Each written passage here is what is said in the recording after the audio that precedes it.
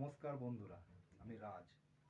আমি আজকে বলবো এই যে কঙ্কালের যে মাথা, অনেক তান্ত্রিকরা এনাদেরকে নিয়ে আসে বিভিন্ন তন্ত্র সাধনার সুবিধার জন্য।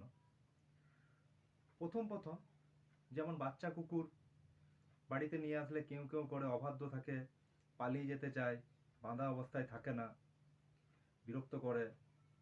তেমনি প্রথম এই নরমুণ্ড আনার পর এরাও ছটফট করে, বেরিয়ে যেতে চায়, পালিয়ে যেতে চায়। বাস্কের মধ্যে রাখলে বাস্ক যেমন ইঁদুর হটপট করে তেমনি হটপট করবে। তারপর ধীরে ধীরে সেই সাধকের বশত্ব স্বীকার করে।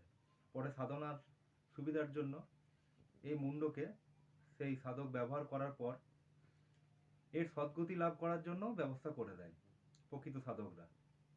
এইসব আমার কথা নয়, এইসব বিখ্যাত মাতৃ সাধক, তন্ত্র সাধক তথা সুবক্তা, সুলেখক, সুগায়ক শ্রী শ্রী সুদিন কুমার মিত্র, যিনি মাতৃসংঘ জনকল্যাণ আশ্রম প্রতিষ্ঠা করেছিলেন,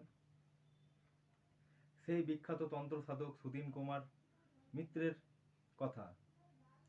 পরবর্তীকালে আমার আরও ভিডিও আসছে মাতৃ সাধক সুদিন কুমার মিত্রের বিভিন্ন অলৌকিক জীবনের অলৌকিক ঘটনা নিয়ে। তিনি পেট সিদ্ধ ছিলেন, ভূত প্রেতদের নিয়ে দিনের আলোতেও ডেকে নিয়ে আসতেন। এরকম বিভিন্ন গল্প আছে।